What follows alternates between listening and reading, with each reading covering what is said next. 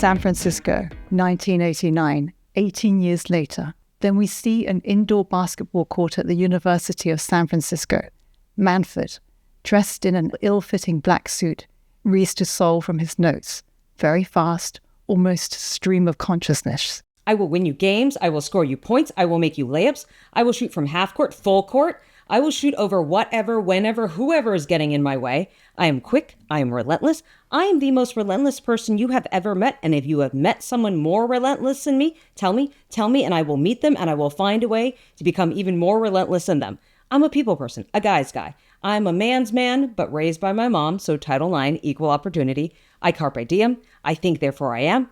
I'm just going to keep going till you stop me. When you say jump, I say 10 feet. I don't drink, I don't eat, I don't breathe. That's not true. I don't know why I put that. I live for the moment. I am the I in team. You done yet? And if you don't give me a chance, I will regret this for the rest of my life. Or no, you will regret this for the rest of your life. I'm just going to stop now and show you what I can do. I should have started with that. Okay, here I go.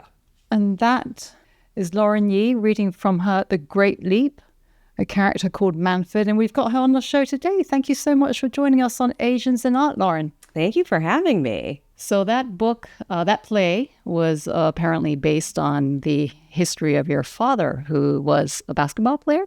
A very loose version of him. So my father was born and raised in San Francisco, and he grew up in San Francisco, Chinatown. And he was kind of like a 6'1", gangly, athletic kid who played a bunch of sports, and one of them was basketball. And he was never going to play for the NBA. No one was ever going to pay him to play basketball. But growing up, he was like pretty good for a pickup game. And he got to travel a lot for basketball. And I think in 1982... so pretty close to China reopening up to the West, he and his team, which was like a bunch of other Chinese-American guys from the neighborhood, got invited to China to play a series of friendship games. And that was the inspiration behind The Great Leap. And it's not the first time he's inspired you. That's right. A play that I wrote a little before The Great Leap called King of the Yees is much more directly about him. It is a play about a father named Larry Yee and his daughter Lauren Yee, which is also my name. And it is about Lauren trying to write a play about her father and his relationship with San Francisco Chinatown. And it happens to take place on the day when kind of cataclysmic things happen to her father and San Francisco Chinatown. Now, I've been in quite a few Chinatowns in the world. I've been in New York one, I've been in London one. What was it like growing up in the San Francisco Chinatown? Yeah, so my father grew up in Chinatown, and then like a lot of people in his generation, he moved out, right? That the dream always was you grow up in Chinatown and then you find a way to leave. Right. And so I grew up in San Francisco, a little like outside of it. And so as a child, like that wasn't really home for me. I only went when, we needed to go to a restaurant, to like one of those like big association banquets, Chinese New Year. And so it was a place that I really felt like an outsider in. So your development of like your Asian American identity, what was that like? Was it not so strong given that you weren't really spending so much time in that environment? I would say it's very different compared to a lot of other Asian Americans or Chinese Americans I meet, say, in New York or other parts of the country. I think, for a lot of Asian Americans, the narrative was growing up, you were the only one that looked like you in your class. You were the only one in your town. And for me, growing up in San Francisco, where, 2/3 of the city is Chinese American, Asian, it was a very different experience. Like I felt kind of like an outsider or pretender in my own culture. Like I went to school with kids who, a lot of them grew up speaking Cantonese. A lot of them grew up, immigrating from Hong Kong. And so like, I felt like my relationship with my culture, it's like, oh, I feel like such a pretender here. I think there's some sort of spark with like a New York Chinatown where you're like, oh, there's access to like pieces of like the food that I love, or like the traditions I remember growing up with, right? It almost seems like a miniature version of it. Like if you compare, the Lunar New Year parade in San Francisco to the one in New York, the New York one, it's tiny. It's like in the cramped alleys. And in San Francisco, it's just like an enormous, like citywide event. So it's like, it's not the same, but there's sometimes when you're like, oh, I want to try to capture like a piece of that. So I want to ask you a little bit more about how you got into writing. I mean, college at Yale, you studied English, and then I think later you got your MFA in playwriting, I believe, right, for your master's. But growing up in San Francisco, were you always into telling stories, and were you writing at that young age? I would say, because I have two daughters now, and one of them is 6 and one of them is 3. And I would say probably when I was the 6-year-old's age, like I could identify that I wanted to be a writer of some kind, that I loved telling stories. I loved reading. I think for me, like writing helped me overcome just feelings of like being inarticulate within the moment. Were you like writing a journal or in a diary? How were you writing at that time? I think like I was always writing stories. Like my mind was always coming up with narratives, rewriting things. It wasn't very good when I was little. I would read it, when I was like young. I'd be like, oh, this is not like where it should be yet. But I really loved telling stories. And I think probably like around the time when I was in high school, I was like, oh, you can tell stories not just by yourself, but with other people. That's when I discovered theater. So that's the first time you've seen theater, is that right? It wasn't the first time I'd seen theater, because I probably growing up saw like a play here or there. Like I think I saw a Mary Zimmerman play growing up. I would see musicals when they would come through town. Like I was familiar with plays from school. But I think it was high school where I first realized you could do it with other people. And that kind of the idea of like new work, and like there's things that are being made, handmade by people every day, like around a table. That was new. Yeah, so it's like building a world. Mm-hmm. Was it in high school you must have been pretty confident with your writing, because I had seen a previous interview somewhere where you actually entered some kind of contest and turned in your writing. What was that writing about? Yeah, that was, it was a short play contest for Asian American Theater Company in San Francisco, and they were looking for 10-minute plays about Lunar New Year. That was the theme. And they're like, you can write anything you want. And the play I wrote was not what I would consider a good play, but I feel like within it has all the themes, like from the very beginning, it had all the themes that I am still interested in today. For example? It was an intergenerational story. It was a story set in 2 time periods, so we kind of toggle back and forth between past and present. I think it was funny at the heart of it, that it was a drama kind of shot through with humor. And when I look at it, I'm like, oh, those are all the things that I'm still obsessed with today. To me, a full evening of theater is like going between like the jokes and the humor and the heart and kind of, sometimes very dark things, because I feel like that's what gives it, I think, the tension, right? That if you had something that was just all jokes or just darkness, I think it wouldn't be able to elicit all of those feelings. It's similar in the play Cambodian Rock Band, right? Yeah. I mean, it deals with a very serious topic about trying to bring to justice those, in the Khmer Rouge, Pol Pot regime that killed so many people. Now, of course, there's a daughter-father relationship there too.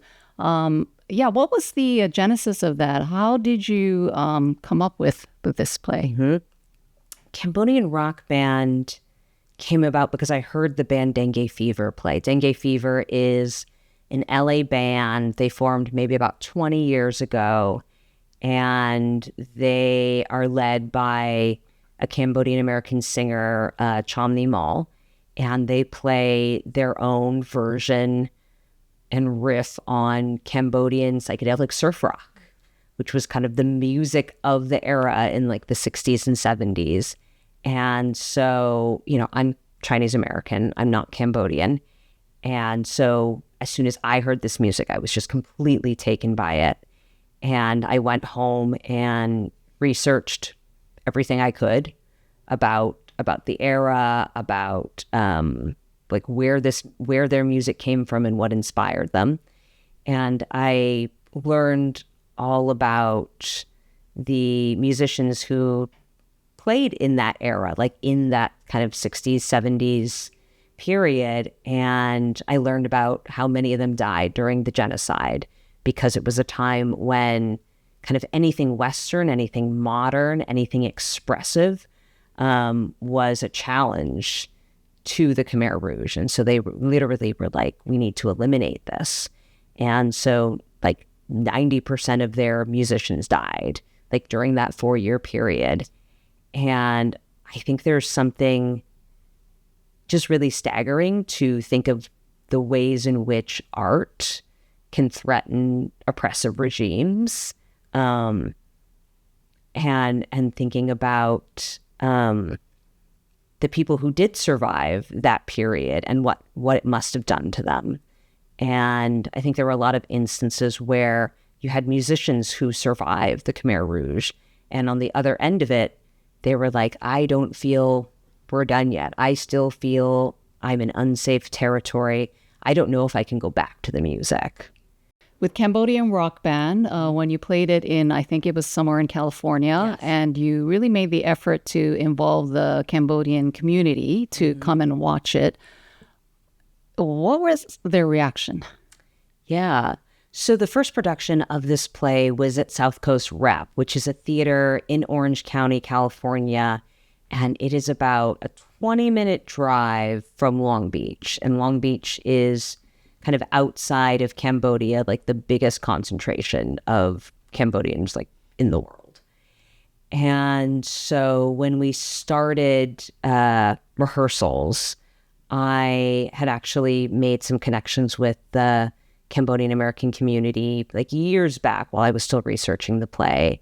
And I invited them to come see the show. I was like, do you know anyone who wants to come see the show? It felt like such an opportunity that we didn't want to miss out on, just because like the community was so close by. And it so happened that I had met like the most connected and dedicated and organized community organizers in Cambodia town. And they're still like very dear friends to this day. And they were like, okay, well, like bring some people. And I think like the first day they came, having not seen the play, they brought a busload of 75 students to come see it. So they were all kind of like second generation Cambodian American high school and college kids. And I think there was just something really electric in their experience of the play, because I think even though the play is centered around this survivor, it's also a lot about his daughter, who's the second-gen American woman who is trying to figure herself out, not really knowing what happened to her father during this period of time. And I think that was something that a lot of those second-gen students could relate to. And so after that moment, it was kind of like this explosion, like it caught like wildfire. they would come back. They would bring their parents back. What was the older generation's reaction, though? Because it's such a painful, part of their history. Yeah, I think there's like a wide range of experiences. I think having a show that has so much of that music that is familiar to them, because half the show is dengue fever and half of it is like the actual oldies. I think having that music really helps them, because they're just like, I love this music. I get to share it with my kids. There's a song at the end of the show, I'm 16. And a lot of these people were like, I was literally 16 when this came out. And I absolutely remember it. And so looking at music as a healing, joyful piece of the puzzle. And then also, I think it's interesting because I think it just elicited a lot of like a wide range of experiences. There were people who, felt really connected to the music. There were people who would, stop me at intermission and literally just tell me their whole story. There were people who, I think the play opened up stories for a lot of people that they would see it and they would say, well, this particular story isn't my story, but let me tell you my story. And so I think it was something that like jump-started a lot of conversations. That's what I really love about your plays, is that it does show, you take a specific event, even, for example, like Pachinko, right? Yeah. It's about a very chaotic period during the last century. And that you're trying to bring in the personal story. And which brings me to the American story that you did. Is it one of your first screenplays is to write for Interior Chinatown? Because that is about a second generation guy who's sort of stuck in this law and order type world in Chinatown. Yeah. And it's funny. Oh, it's so funny. It's so fun. It's based on Charlie Yu's National Book Award winning book that he adapted. And I was lucky enough to be part of that writer's room to help bring it to life. There was something about melding the Asian American experience with what it is like to be seen or not seen in the conceit of this like very meta Law and Order show, show within a show. And it felt like it was really tapping into something about what it is to be Asian American, what it is to be like an Asian American male in these circumstances. And it was like fun. I had so much fun on it. So that's more for TV, and you also write for the stage. Is there a difference in your approach when you write? I think what's distinctive about theater, and it's the medium that I've lived in the longest. Theater really doesn't have rules about what you need to do. Is that something you prefer? I think it's something that I am like most well-versed in and probably like freest in. Like I'm most familiar with it. I know how to do it. I know how it like feels. I think the way like someone who's cooked for a long time, they're like, oh, I don't need to know the recipe. I just know how much spice to put in. I know how much salt because I can like sense it. So I feel like probably most comfortable in a theater setting. But I think what's been really delightful about working in TV, especially working on things that have been other people's projects like Interior Chinatown or Pachinko, is that you get to work with other writers. You get to see how their brains work. Writing is usually such a solitary form, that you work and you work and you work and you work by yourself. And at the end of the day, if you do a good job, you get to bring in some actors and have some company. We had talked to your father in our first episode, and he had mentioned that, writing a script, he has to really discipline himself, and he tends to write in the mornings. Remember, you talked about that. But do you have, you have two little kids. Where do you find the time to write, and how do you approach that? My husband and I have a very rigorous and organized childcare schedule. I don't, I feel like all working parents probably couldn't figure out how to work if there wasn't like some sort of system in plan. So very tight logistic scaffolding. Very tight logistic scaffolding. that like they're in school now. So like that helps us carve out, like we know when our writing hours are. So is it during the day you confine your writing only to the day, and then in the evening it's all family time? Yep. Actually, my dad said he sees you in like you're writing in a cafeteria or a coffee shop or something. Yep. Like Harry Potter. I like to go like outside. Yeah. Outside. That's fun. And I also have a husband who's a very equal partner that like we both respect the work that we do. And so I think he is a team player in like the best possible way. So I wanted to ask you about the latest play that's being done with the Signature Theatre.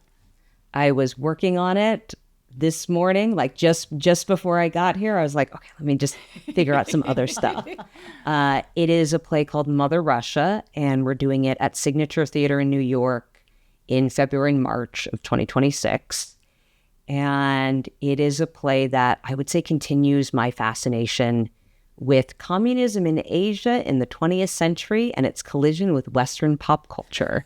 If like Cambodia in the 70s and China in the 80s started that, Mother Russia continues it into, a post-Soviet Russia. It's very relevant as well. In 1992.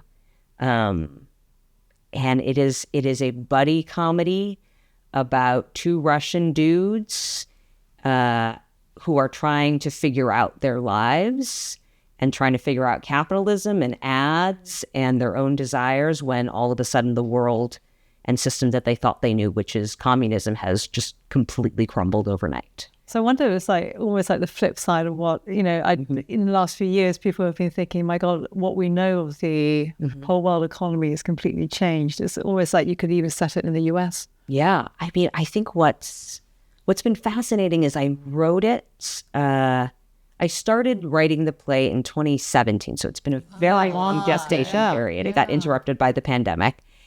And I wrote it with kind of the economic changes around Obama's presidency in mind, that kind of you had this like sudden shift in economics in the country and opportunity. You had people who felt left behind and were trying to figure out what next. And so that was the genesis, but I feel like every couple of years, there's another sudden like lurch in our political system, and things that we thought were so solid are suddenly upended. And the play continues to kind of connect in that sense. So when you're writing a play, do you have very fixed characters in mind, or do you say, oh, I wonder what would happen if I put this guy in this situation or that woman in that situation? I think like my plays usually come from two areas. One is if there's a world that I really fall in love with, where I was like, this world is interesting and there's some sort of really compelling tension going on, right? Like in Cambodian rock band, it's like Cambodia in 1975 when the Khmer Rouge come in. What is that like? Or St. Petersburg, Russia, 1992. McDonald's is outside now. You've never seen this in your life. What is that like? Or I will frequently like hear a character voice. If there's a strong character voice, like the play I wrote about my father, I was like, I know what my father's voice sounds like. It feels so distinctive, and you just kind of follow it. But having words written on paper and then getting it onto the stage, very different, right? So, and I think I heard that you actually, even to the last minute, sometimes you're changing the script. Oh, yeah. I think like in general, like with new plays, like in America, at least, like we get to change it through rehearsal. We get to change it through previews. There's a certain point where they freeze the show. They're like, okay, you can't do anything with this. But we actually get a pretty long runway to just like listen for it. And then even prior to that, for years and years, I'm workshopping a play, and not just, writing it down, but like hearing how it sounds. I think like I love bringing in directors and actors like long before everything is set, because it teaches me so much. I heard that you do actual test runs, like you actually have people see it. Yeah. Sort of like how some filmmakers do that too, right? Yeah. Is that why? Because you're trying to tweak into, I don't know, why? I think it's a chance for like other brains to get involved. It really helps me go faster and like opens up certain things that I hadn't thought of before. I feel it's like a good brainstorm for like any project. So being a good playwright is also being receptive to how it could sound and look and be on stage as well. I think for me it is. Yeah. I think there's some writers who are like, I prefer to kind of like write in my cave and I'll come up with my cave. But I'm someone who just like, I need the other brain power on it because it's just too hard to do by yourself. Do you allow the actors to improvise and sort of stray away from your script a little bit, or you're very much the type of playwright? I guess the director's also involved too, right? Are you very much stick to the script? I think like I really want to like hear what I've written on the page. So I probably wouldn't ask the actors to improvise because it feels like I'm putting work on them to be like, you come up with the scene instead of me. But I think once we've read it, I'm like, what did you hear? What did you notice? Actors will process things much differently than a writer, right? Where like I'm trying to think about the whole play. They're like, well, what is my character doing? Let me ask questions about my character. And sometimes that just really helps to like knock certain things loose. So who are you inspired by? What other playwrights do you enjoy reading, or did you hear early on in your life and you thought, wow, I really do. I love the way that they write. Yeah. I think one of my first experiences seeing a play that I think of as like a new play, right? Of like, this is the first time that it's been done before, the second time it's been done, was back in San Francisco. It was a play called Five Flights by Adam Bach, who's a wonderful playwright who actually like lives a block from me now. I was like, I've met him. I was like, wow, we live so close. Yes. And it was just like a very transformative moment to be like, oh, a play can do that. A play can be out of order, or a play can talk directly to the audience. I feel like that was really instructive. I feel like there are so many other playwrights who have played with like language and form that I really love. Do you stick to playwrights, or do you look at what TV is doing or what film is doing as well? Was it really, really different? Yeah. I would say like growing up as a kid, I didn't see as much theater, but I watched a lot of TV. We had cable.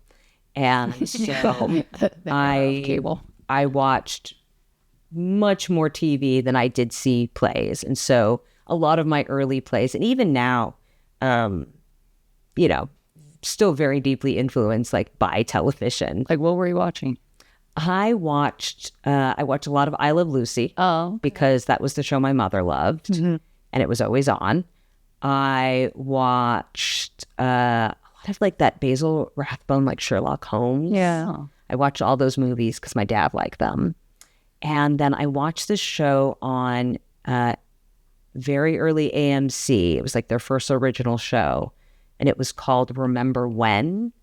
And it was about a 1930s, 1940s radio station in Pittsburgh. And it was, I think, filmed in New York, and it was just filled with New York actors. And I just like, it felt very theater. And so that was a huge influence. What do you recommend for aspiring playwrights? Should they see a lot of TV shows or plays or read a lot? I mean, I think you should consume kind of whatever stories feel exciting to you. If it's graphic novels, if it's television, if it's, plays. I do think if you want to go into theater, being well-versed in what's up, what's running, and like getting to know people, because you could probably be a poet or a novelist and have very few collaborators, right? You could just have your editor, your publisher, your agent, and have a smaller circle. But to be in theater requires a lot of people who want to do your work. Actors, directors, artistic directors, designers. There's just a lot of people to collaborate with. So I would recommend trying to meet as many of those people as possible, the people who are doing what you want to do, and looking for those people who might be at the same point in their career as you. Did you feel like you had some obstacles along the way, though, as an Asian American? I only asked because recently the actor Simu Liu was very vociferous about the industry, or at least the acting industry, as being very closed off to a lot of Asian Americans, Asians. Yeah. Do you find that in your industry? As a child, I grew up seeing very few to no Asian faces on television. There was Joy Luck Club, there was All American Girl, and I watched both of them. And there was kind of nothing. And so it was just harder to imagine yourself doing any of that if you've never seen it done before. Like if you don't know what an astronaut is, and if you've never seen an astronaut, trying to imagine what that job is very hard. In the very beginning, when I was growing up, I rarely imagined Asian Americans in my own stories. Very few to maybe zero, because I never saw that. So then what changed? I think what changed was when I started getting into theater. I got to meet Asian American Theater Company first, and I was like, oh my God, it's a table full of actors who are all Asian American. I've never seen that before. And then shortly after, I started my own theater company because I wanted to learn. And the people that I recruited were just the people closest to me. They were all my friends who also happened to be Asian American. And so our company was filled with Asian American performers and theater artists all of a sudden. And so it started becoming a more conscious thing. But I like that it's not just specifically, you don't write just about Chinese or Chinese Americans. Yeah. You've written about Indian family trying to have a baby through a surrogate. You've done obviously Cambodian rock band. So right. I think my taste is wide. I love writing about families, intergenerational stories, secrets. I love writing about history, ordinary people in history. And that can be a lot of different stories. And I think where I am both really proud to represent and hopefully be a collaborator and a leader for the Asian American theater community, I also am I would just love to be recognized as a good playwright. Right. I think you are. Playwright. Yeah. I think you are already. With all the success that you had. But yeah, exactly. So, Lauren, thank you very much for your time on Asians in Art. It's been a real pleasure to have you on the show, to hear about your stories. I'm really grateful you could come. Thank you. Thank you for having me.